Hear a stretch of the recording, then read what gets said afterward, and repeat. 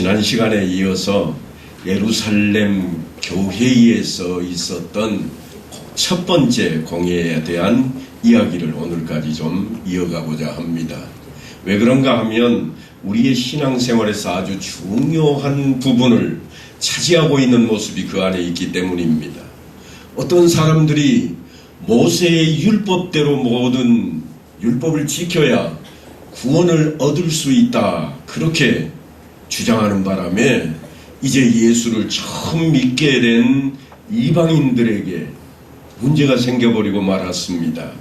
무슨 말씀인가 하면 우리는 유대인도 아닌데 우리가 어떻게 해야지 구원을 얻을 수 있을까? 어디까지 해야 된다는 말인가? 구원을 얻는다고 하는 것이 믿음으로만인가, 아니면 저들이 가지고 있는 율법까지도 우리가 다 지켜야 될 것인가 하는 것입니다. 이런 문제에 대해서는 당시 기독교의 뿌리가 되는 사도들로부터 공식적으로 분명하게 밝혔던 그러한 기준이 제시되어야만 했습니다. 그래서 지금 바울과 바나바가 예루살렘으로 올라가서 장로들과 또한 사도들을 만나고 그 문제를 의논하는 것이 무엇인가 하면 예루살렘 교회의 첫 공예입니다. 그래서 모두가 의논을 하고 결론 내린 것이 몇 가지의 금지령을 세워야 되겠다 하는 것입니다. 이 금지령을 왜 제정하는가 하면 율법으로는 구원에 이를 수가 없고, 구원은 예수 그리스도께서 우리를 위해 십자가에 피 흘려 주신 그 공로로 말미암아 하나님의 은혜로 구원을 얻는 것뿐이라는 것을 확인하기 위해서 그러는 겁니다. 그걸 확증코자 그들이 이제 금지령을 하는데 율법에 대한 오해가 없도록 하기 위한 것입니다. 그래서 오늘 본문에 말씀하는 것처럼 우상의 제물과 피와 목매어 죽인 것과 음행을 멀리할지니라 그랬습니다. 그런데 이렇게 해놓고 보니까 어떤 사람들이 이렇게 생각합니다. 아, 이제는 10가지 계명인 10계명은 필요가 없고 이 3가지 3계명만 지키면 되는가 보다. 오해가 생기게 되었다고 하는 겁니다. 10계명이 3계명으로 줄었다고 생각을 해버렸습니다. 이게 무엇과 같은가 하면 우리나라 초기에 기독교가 전해져서 한참 부흥 성장할 때, 약 한 70년대 80년대쯤 되면 한참 부흥할 때인데요. 그때 무슨 일이 있었는가 하면 이런 일들이 종종 있습니다. 어이, 자네 한 잔 받게. 그랬더니 이 사람이 뭐라고 그러는가 하면 아닐세, 나 술 끊었네. 그랬더니 그 다음에 하는 말이 뭔가 하면, 그래? 언제부터 교회 나갔는가? 뜬금없어 보입니다. 요즘은 그렇지 않습니다만 적어도 한 30-40년 전까지만 해도 많은 남성들이 그와 같은 모습을 가지고 있었습니다. 마치 술과 담배를 안 하면 교회에 나가는 사람인 것처럼 여겼던 그러한 때가 우리나라에도 있었습니다. 우리나라 사람들은 술과 담배를 하지 않으면, 주초를 끊으면 예수를 믿는 것처럼 그렇게 여겼던 겁니다. 이게 왜 그렇게 됐는가 하면 우리나라의 초대 교회 시절에 금지령이 바로 그런 걸로 떨어졌기 때문입니다. 선교사들이 우리나라에 딱 들어오고 보니까 가장 문제되는 게 이 주초 문제였습니다. 이것은 계명이 아닙니다. 결코 율법도 아닙니다. 그런데 신앙인이라면, 성도라면 이 정도는 지켜야 되겠다. 그래서 금하게 하자고 하는 것이었습니다. 우리가 지난주에 살펴보았던 사도행전 15장 6절부터 보면 이 금지령을 제정하는 데 있어서 예루살렘 교회의 공예에 참여했던 장로들과 사도들이 구원의 조건으로서는 율법은 아무런 문제가 안 된다고 밝혔습니다. 8절로 9절 말씀을 보면 또 마음을 아시는 하나님이 우리에게와 같이 그들에게도 성령을 주어 증언하시고 믿음으로 그들의 마음을 깨끗이 하사 그들이나 우리나 차별하지 아니하셨느니라. 그러니까 그들이 어떤 율법을 지켜서 구원을 얻은 게 아니라 성령이 이미 그들에게 들어가 버렸습니다. 여기에서 말하는 그들은 이방인들을 가리키는데요, 이방인들은 유대인이 아니라는 그 정도가 아니라 율법을 지키지 않을 뿐만 아니라, 아니 율법이 뭔지도 모르는 그런 사람들입니다. 그래서 율법을 준행한 적조차 없는 그러한 사람들을 말하고 있습니다. 바로 그런 사람들을 하나님이 구원하지 않았더냐, 이게 베드로 사도가 했던 이야기입니다. 율법이 구원의 조건으로 등장한 적이 없지 않느냐, 이방인들이 어떻게 구원을 얻은 줄 너희가 알기나 하느냐, 율법을 소유한 적도 없고 지킨 적도 없는데 그들이 구원을 받았다. 그것을 무엇으로 알 수 있는가 하면 그들에게도 우리와 똑같이 한 가지로 성령이 임하셨다. 내가 그걸 직접 보았다. 이게 베드로 사도가 이야기하는 내용이고, 그래서 그 문제가 분명하게 이해되고 온전해져야 비로소 이 금지령에 대한 이야기를 할 수 있게 됩니다. 그러니까 금지령이라고 하는 것을 지키면 예수 믿는 자가 되고 지키지 않으면 예수 믿는 자가 되지 않는다, 그런 차원이 아닙니다. 오늘 본문에는 세 가지 금지령을 이야기하고 있습니다. 십계명을 세 가지로 축소시켜 놓은 게 결코 아닙니다. 구원을 얻는 조건으로 제시하고 있는 것이 결코 아닙니다. 여호수아서 6장 25절을 보면 음행을 밥 먹듯 했던 기생 라합도 구원을 얻었습니다. 아니, 그건 먼 옛날이니까 신약시대로 돌아가 보시죠. 예수님이 십자가에 못 박혀 죽으실 때 누가 구원을 얻는가 하면 행악자요 강도입니다. 예수님과 함께 십자가에 못 박혀 죽어가던 그가 주님을 향해서 나를 기억해 주소서 한마디 했는데 주님께서 네가 나와 함께 낙원에 있으리라. 그래서 구원을 선포해 버리셨습니다. 그러니까 사실 구원과 이런 문제들은 아무것도 연계되지 않는다고 하는 겁니다.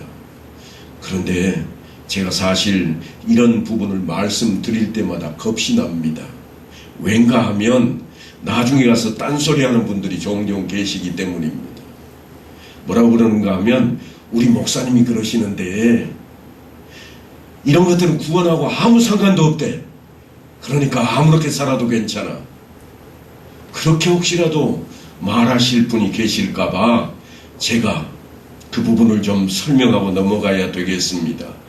구원이라고 하는 차원에서 볼 때에 율법이나 금지령이 조건도 방법이 아니라고 하는 이야기지 그것을 지키지 말라, 그런 이야기가 아닙니다.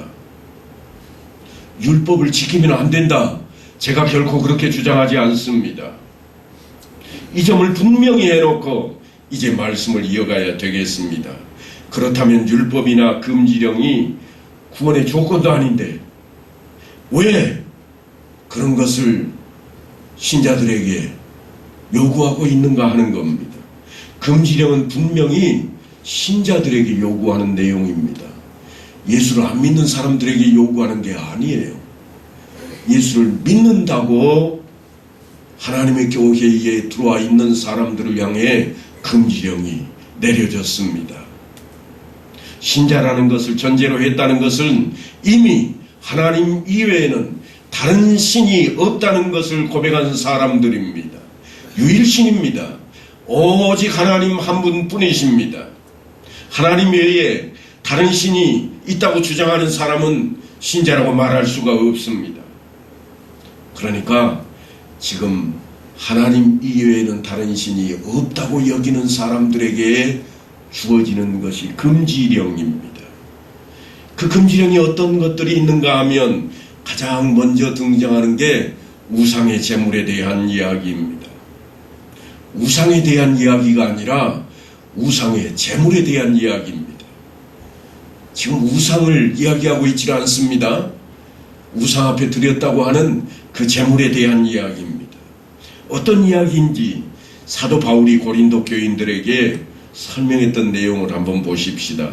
그러므로 우상의 제물을 먹는 일에 대하여는 우리가 우상은 세상에 아무것도 아니며 또한 하나님은 한 분밖에 없는 줄 아노라 그랬습니다. 우상의 제물을 먹는 것은 우상이 없으니까 뭘 먹는 거예요? 그냥 음식 먹는 것이라. 사도 바울이 그렇게 설명을 했습니다. 우상의 제물을 먹는 일에 대해서 왜 우리가 거리낄 것이 없는가? 우상이 아무것도 아니기 때문이다. 원래 우상의 제물이라고 하는 것은 그 우상을 신으로 인정하고 그 신을 경배하는 일에 참여했다는 그런 뜻입니다. 그런데 우리에게는 하나님 이외에는 다른 신이 하나도 없기 때문에 사실은 그 우상은 돌 조각이나 나무 조각에 불과하고 그 앞에 놓았던 떡인들 우리가 먹으면 무슨 상관이 있겠습니까? 우상을 신이라고 생각하는 사람들에게나 그것이 제물이지. 우리가 생각할 때에는 아이들이 소꿉놀이 하는 것 그 정도밖에 아니라는 거예요. 그러니까 하나님 이외의 신이 없는 우리에게는 더 이상 그것은 제물조차 아니다. 이런 차원입니다. 그런데 왜 먹지 말라고? 그런데도 왜 먹지 말라고 금지령을 내리고 있는가?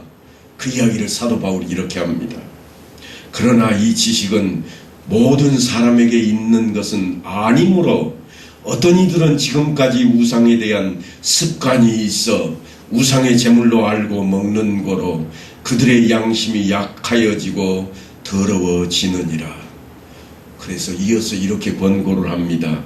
그런즉 너희의 자유가 믿음이 약한 자들에게 걸려 넘어지게 하는 것이 되지 않도록 조심해라. 우리에게는 괜찮다는 겁니다. 그런데 왜 먹지 말라고 그러느냐? 다른 사람을 위해서입니다. 믿음이 약한 자들 때문에 그렇습니다. 먹어도 상관이 없는데 믿음이 약한 자들이 볼 때에 문제가 되고 그 사람의 믿음에 문제가 될까봐 차라리 먹지 말자 그런 겁니다. 한국 땅에서는요, 술 안 먹는 사람들도 해장국을 먹대요. 목사들은 안 먹을 것 같으세요? 목사들도 해장국 먹는다고요. 그런데 해장국 중에 가장 많이 팔리는 해장국이 뭔지 아세요? 선지 해장국이에요.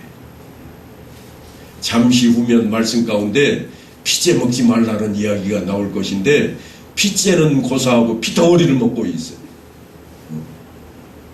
만약에 목사가 그걸 먹고 있는 거를 이제 처음 예수 믿는 사람이 딱 들여다보면 야, 목사도 피덩어리 먹더라.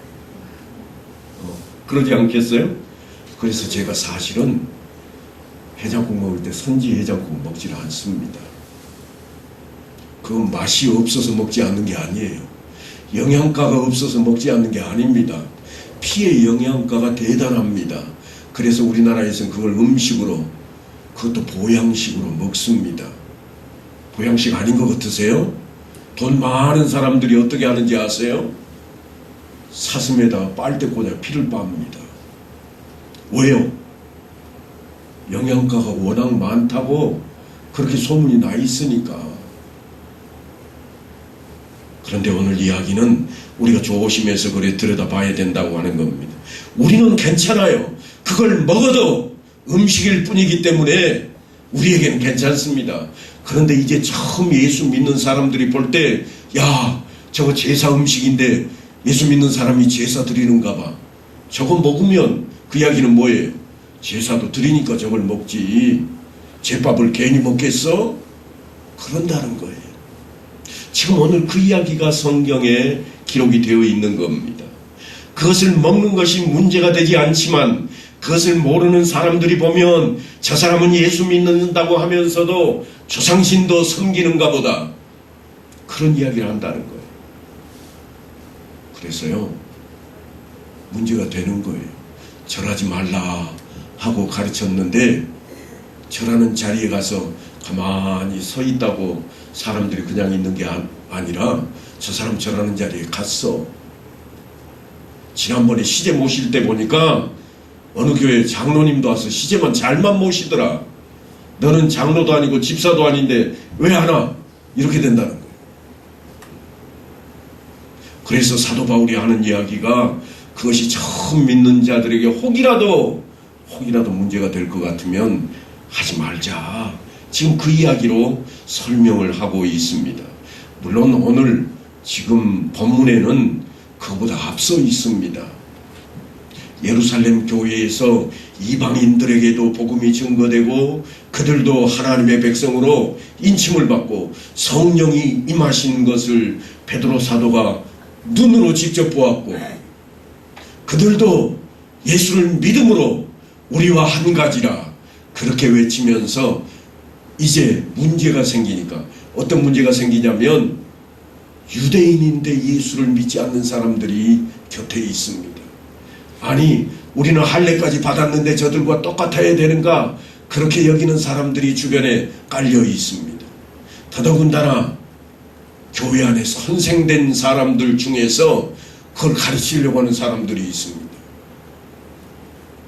그래서 성경은 거짓 선지자라 거짓 선생이라 그렇게 표현을 해놓았습니다. 바울이 복음 증거하러 다니는 데마다 쫓아다니면서 뒤에 와서 야 바울이 뭐라고 그러더냐 말도 안 돼. 예수를 믿는다고 하는 것은 그래도 하나님이 택하신 백성의 징표인 세례는 아니 할례는 받아야 될 것 아니냐 그렇게 외치고 있는 겁니다. 그래서 우리에게 오늘 본문이 주어지듯이 금지령이 있습니다. 그 금지령은 그냥 있는 게 아니에요. 아무 일도 아닐 수도 있지만 그래도 최소한에 우리가 이 정도는 지켜보자 하는 겁니다. 그걸 하지 않으면 조상신도 섬기고 예수도 믿으면 되지 꼭 그렇게 유별나게 믿어야 되는가 이렇게 외칠 사람들이 있기 때문입니다. 그래서 사도 바울은 그러므로 만일 음식이 내 형제로 실족하게 한다면 나는 영원히 고기를 먹지 아니하여 내 형제를 실족하지 않게 하리라. 요즘 유대인들 뿐만 아니라 그 아랍 쪽에 사는 무슬림들이 지키는 게 있습니다. 뭔가 하면 식품을 아주 엄격하게 지킵니다. 그걸 뭐라고 부르는 건 할렐 식품이라 그럽니다. 고기를 그들이 성경에도 등장하는 소고기를 먹는데요. 그냥 먹지 않습니다. 반드시 피를 다 쏟아서 빼놓은 고기를 먹습니다. 그런데요. 놀라운 사실이 하나 있습니다. 그게 뭔가 하면 고기가 죽을 때 피가 다 빠져버리면 건조해서 맛이 떨어진답니다. 피가 빨리 빠지지 않는 것이 훨씬 맛있대요. 어느 나라 게 제일 맛있겠어요? 우리나라 게 제일 맛있는 거예요. 해외에서 살던 사람들이 우리나라 들어와서 쇠고기를 먹어보면 너무 맛있대요. 왠가 하면 지방층이 워낙 많아가지고 피가 빠져나가지를 못하는 거예요. 피를 빼려고 해도. 그래서 할렐 식품 중에 한국산 소고기는 들어가지 않습니다. 우리가 이런 것들이 있음에도 불구하고 사도 바울이 나는 고기조차 먹지 않아 버리겠다. 왜냐하면 예전에 그 당시에는 고기를 잡는데 누가 잡는가 하면 우상의 제물로 잡는 사람들이 잡습니다. 제물로 바쳐진 고기를 어디다 두겠어요? 팔아야지 돈이 되죠. 그거 다 먹어 치울 수 없습니다. 물론 구약 성경에는 다 불로 태워서 없애고 또한 이제 화목제물일지라도 다 먹지 못한 것은 다음 날은 다 태워야 된다고 등장을 합니다만 이방신들은 그러질 않았습니다. 그러니까 세상에 나와 있는 고기들은 다 어떤 고기들인가 하면 우상 앞에 올려놓았던 고기들이 판매되고 있어요. 그래서 바울이 하는 말입니다. 혹이라도 문제가 된다면 나는 늙어 죽도록 내가 고기 안 먹어버리고 말겠다. 왜냐하면 연약한 내 형제들이 그것 때문에 실족되지 않기를 원하는 것이라. 그래서 고린도 전서를 어떤 시각에서 사도 바울이 기록하고 있는가 하면 우상의 제물에 대하여는 우리가 다 지식이 있는 줄 아나 지식은 교만하게 하며 사랑은 덕을 세우나니 만일 누구든지 무엇을 아는 줄로 생각하면 아직도 마땅히 알 것을 알지 못하는 것이요. 그렇게 이야기하고 있습니다. 아는 것 같지만 알지 못하고 있다는 겁니다. 우상의 제물을 먹는 것이 죄인가 아닌가? 죄가 아닙니다. 그런데 죄가 아니라는 것이 전부가 아니라는 거예요. 죄가 아닌 걸로 끝이냐? 그래서 먹었더냐? 사도 바울이 하고 싶은 이야기는 이겁니다. 너보다 더 연약한 사람이 그것 때문에 넘어진다면 너 어떡할 거냐? 이게 우리에게 주고 있는 이야기입니다. 우리는 무엇을 위해 부르심을 받고 있는가 하면 지식 그것뿐만 아니라 사랑으로 덕을 세우는 자리에까지 부르심을 받고 있는 겁니다. 그래서 하나님께서 예수 그리스도를 이 땅에 보내실 때에 어떻게 보내셨는가 하면 처음 예수님께서 이 땅에 오실 때 옳고 그름을 판결하라 그렇게 보내시질 않았습니다. 옳고 그름을 판결하러 오신 게 아니라 불쌍히 여기고 긍휼히 여겨서 구원하시고자 하셨습니다. 심판을 하기 위해 오셨던 게 아니라 은혜와 복음을 전하기 위해 먼저 오셨다고 하는 겁니다. 지금 그 자리를 우리에게 요구하고 있습니다. 물론 예수님께서 다음번에 오실 때에는 분명하게도 판결을 하고 결판을 내서 하나님 나라로 갈 사람을 보내고 그렇지 않은 사람을 하나님 나라가 아닌 지옥으로 보내기 위해 오실 겁니다. 하지만 주님께서 십자가를 지고 죽는 그 일에까지 가신 것은 그 어렵고 순환을 당하는 것을 감내하신 것은 구원하는 일을 시작하기 위해서였습니다. 심판이 아닙니다. 심판은 그 나중입니다.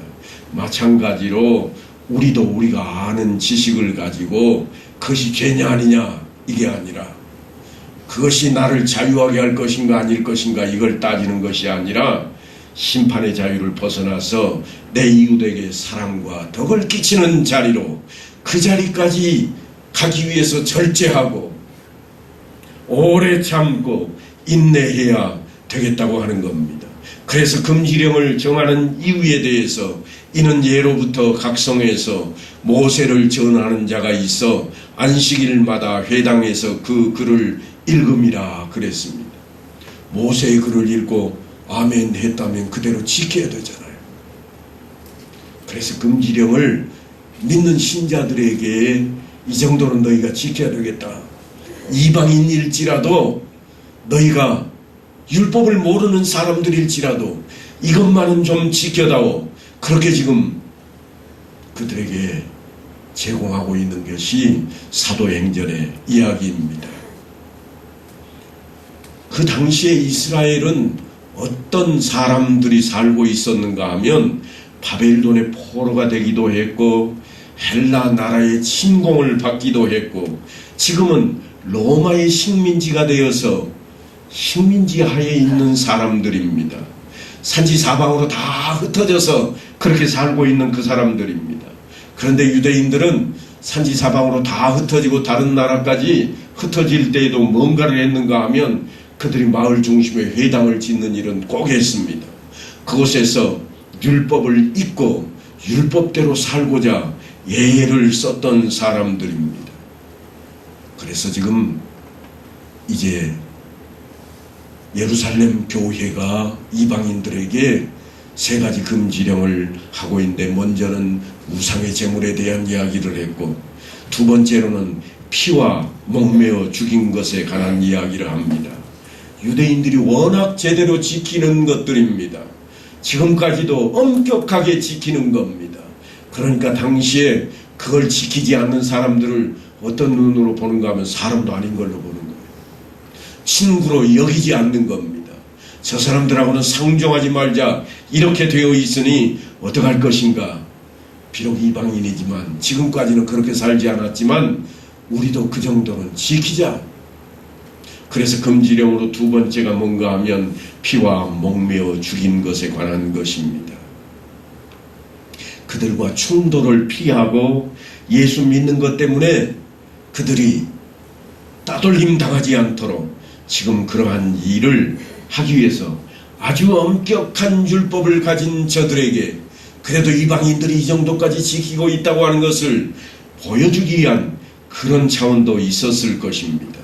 그래서 예루살렘 공의회에서 결정한 3가지 금지령의 의의가 뭔가 하면 죄냐 아니냐 이게 아니라 이것은 구원에 대한 조건도 기준도 아니지만 배려하는 차원에서 다른 사람들을 배려하는 차원에서 우리가 좀 지켜보자 하는 것이었습니다.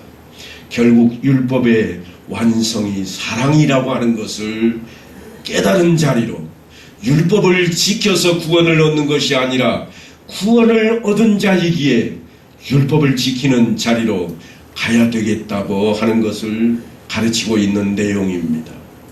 이들은 이 금지령을 자신들을 위해서가 아니라 이 복음을 함께 나눌 사람들, 연약한 심령들, 아직도 복음을 받아들이지 못하고 있는 그 사람들을 위해 우리가 조금 손해보고 우리가 조금 견뎌내자 그런 차원으로 이야기하고 있습니다. 그래서 사도 바울은 고린도 교인들에게 이렇게 전합니다. 모든 것이 가하나 모든 것이 유익한 것은 아니요. 모든 것이 가하나 모든 것이 덕을 세우는 것도 아니요. 누구든지 자기의 유익을 구하지 말고 남의 유익을 구하라. 다른 사람을 위해서 좀 우리가 견뎌내고 참아보자. 바로 이것이 골자입니다. 그래서 이어서 하는 말씀이 뭔가 하면 무릇 시장에서 파는 것은 양심을 위하여 묻지 말고 먹자. 괜히 물어봐가지고 문제 삼지 말고 묻지 말고 먹자 그런 겁니다. 당시의 이방 세계에서는 그렇게 짐승을 잡았기에 제발 묻지 말자. 그리고 음행에 관한 이야기로 넘어갑니다. 3가지 금지령 중에 음행에 대한 것이 있는데 우리나라 교계에도 사실은 지금까지도 음행에 대한 이 금지가 대단히 강하게 작용합니다. 그래서 7계명에 대한 이야기, 다른 이야기는 별로 안 하면서 7계에 대한 것은 아주 엄격하고 큰 무게를 가집니다. 대신 어떤 계명이 아주 약화되어 있는가 하면 우리나라에서요. 거짓말 하지 말라. 이 계명은 너무나도 대수롭게 생각합니다. 아니 오히려 어떻게 만들어 놓았는가 하면 선한 거짓말이 있다. 그렇게 만들어 놓았습니다. 선한 거짓말. 그 거짓말하면 다른 사람이 유익이 올 때는 우리가 거짓말하자. 이게 이제 예수 믿는 사람들 세계에서 나온 얘기가 아니고 복음을 증거하고 가르치는 성직자들 입에서 나온 이야기입니다. 그러니까 계명을 다 귀하게 여기고 있는 것이 아니라 특별히 7계는 아주 엄격하게 따지고 있으면서 거짓말에 대한 것은 별스럽지 않게 생각해 버리고 있습니다. 하지만 서구 사회로 가면 어떻게 되는가 하면요, 그렇지 않아요. 거꾸로입니다. 그 사람들은요, 이혼을 밥 먹듯이 해요. 우리하고 다릅니다. 요즘 우리나라도 많이 바뀌었습니다만 이혼을 밥 먹듯이 하던 사람들이 뭘 귀중하게 여기는가 하면 거짓말하는 사람은 상종도 하지 않으려고 합니다. 엄청납니다. 회사에서 거짓말하면 아니 선거에 나서는 사람이 거짓말했던 것이 밝혀지는 순간 그 사람은 가지고 있던 직위를 잃어버립니다. 우리하고는 전혀 다른 모습이죠. 그러니까 우리는 거짓말하지 말라 하는 것이 아주 대수롭지 않게 그저 흘러가 버리고 있지만 서구에서는 훨씬 무게가 큽니다. 아무튼 우리가 오늘 살펴보는 이 3가지 금령 가운데는 음행이라고 하는 것이 들어 있습니다. 아주 중요한 것으로 그 당시에 사회생활 속에 이 정도는 지켜야 되겠다고 하는 것이 있기에 그것을 금지령으로 내세우고 있습니다. 사회 악습으로 있는 겁니다. 사회 통념상 그것이 용납되었다고 하는 겁니다. 마치 우리나라도 조선시대로만 돌아가면 첩시를 두고 살았습니다. 아무 문제가 되지 않았습니다. 지금 율법을 제대로 지킨다고 하는 모슬림들은 어떻게 하는가요? 아직도 아내가 많을수록 복 많이 받은 사람이라고 그런답니다.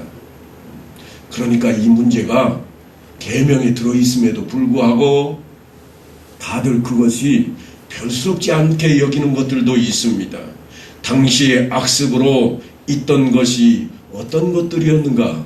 예수 믿는 것을 전하는 데에 사회적인 악습이 우상의 제물을 먹는 것과 또한 악습이 뭐였는가?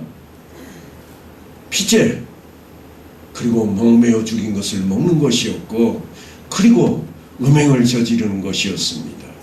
그래서 교회에서 교회법으로 금지령을 제정하고 있습니다. 이런 금지령은요, 나라마다 조금씩 다릅니다. 중국의 기독교가 들어가면서는 뭘 금지했을까요? 우리하고 비슷할까요? 그렇지 않습니다. 중국에 들어가면서는 아편을 금지했습니다. 예수 믿는 사람은 아편을 하면 안 된다. 우리나라는 물론 기독교가 들어오면서 주초 문제를 금지시켰습니다.